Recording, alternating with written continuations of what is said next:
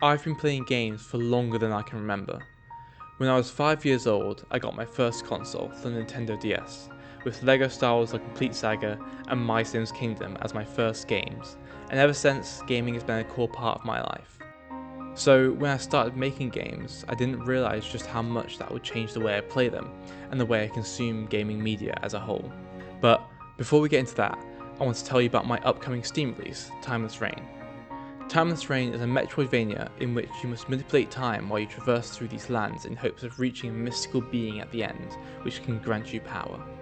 During the game, you'll meet a vast array of characters who you can talk to, and who will give you objectives to complete, which will serve to provide context for the world that you travel through. Timeless Reign will be releasing on November 28th, and will also be partaking in the upcoming Steam Next Fest, so make sure to wishlist it using the link in the description so that you're notified when it comes out. Probably the most expected change in the games I play since becoming a game developer is probably just how much I play indie games now. Growing up, especially during the 360 era and towards the start of the Xbox One or PS4 era, I didn't really play indie games outside of the heavy hitters. You know, Minecraft, Terraria, games like those. I mean, to be honest, I didn't even really view indie games as real games. I know that sounds kind of strange, but you have to understand that this was towards the start of their presence on major store pages, so I guess when you're a kid you tend to view things in a very simplified manner. But even as I got older and into my teens, I still didn't often play indie titles. I was just so used to and very much comfortable with playing those big AAA releases with blockbuster stories and realistic graphics that I never felt the urge to delve into the world of indie. When I started making my own games in 2020, however, I started watching fellow indie devs on YouTube and also started playing their games. The first one I actually bought and played for research reasons was called The First Tree. It's this really beautiful game by David Whaley about the loss of his father and sort of reflecting on their time together. There was also a game called Pinstripe by Thomas Brush, which I tried and ended up falling in love with due to its stunning art style. From here, I just got completely immersed in indie games, which has actually given me some of my favourite gaming memories in recent years, and I hope I can keep my interest in these type of games forever. To quickly go through some of my favourites, there's A Short Hike, which is just an all-round cheery and wholesome game. I love the art style of Gris, and while the gameplay isn't anything too interesting, it's the perfect game to play on a rainy afternoon when you don't have the energy for anything too demanding of you. And please don't touch the artwork, which contains 3 small puzzle games, each with their own story and told in a very memorable fashion. I highly recommend all of these games. One thing about playing other indie games as an indie game developer has to be the constant comparisons to my own projects. I don't know if this is just me, but rarely do I play someone else's game and think it's worse or on par with mine. Every time I play indie games, I'm just constantly thinking like, oh, that's a genius idea. Oh, that's so much better than my stuff. Or, I should have done that with my game. Now, I think this is good on some levels as it keeps my ego in check and also forces me to raise the quality bar of my own indie games to keep it as something that I'm proud of. But, I won't lie.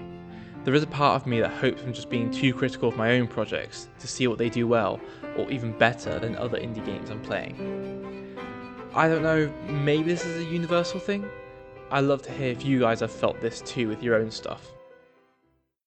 When a magician performs to a crowd, everyone knows he's not really using magic for his tricks, but because you don't understand how he's doing them, you're almost able to convince yourself that he is in fact performing real magic. And it's this idea which makes them so fun to watch. Now, if you ask a magician to watch another magician's trick, they may still enjoy it, but they'll most likely enjoy it less than your average person. This is because even if they don't know how to do the exact trick themselves, they're so immersed in the industry that they're unable to convince themselves about even the possibility of real magic. Now, it's not to say that the magician watching won't have fun, but it will be undeniably less fun. That's sort of how it works with game development. Now that I make games myself, it's a lot harder to get absorbed by the gaming magic. While I might not know how to make exactly every element of every game I play, I've made enough that I simply struggle to see it as anything more than a well-made program. Maybe I explained that poorly, but I think you get the idea. The notion of getting lost in a limitless world is gone. The idea that the cosmetic that I'm working so hard to get is anything more than a 0 switched to a 1 is gone. and ultimately, maybe not all, but most of the magic is gone. One of my favourite games when I was younger was the Mario Galaxy series on the Wii, and for all intents and purposes that was the definition of magical to me. I actually think that was one of the core games that has contributed to where I am now. I can go back and replay it, and I have replayed it somewhat recently, and I'm sure I'm going to replay it with the new Switch bundle once I can get it for around 40 quid second hand, that is. But I confidently think that if I were to play it for the first time right now, I still enjoy it, but it wouldn't hit nearly the same. Though I'm not quite sure. Maybe part of the reason for that is that I've just grown up.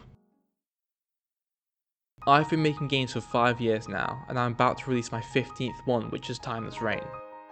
This is a game that I've been working on during my free time for around 3 years now. Like I mentioned earlier, if you like the look of it, using the link in the description to wishlist it would help tons and would really support me as a game developer. That's all for this video though, and I hope to see you again in the future. Thank you for watching.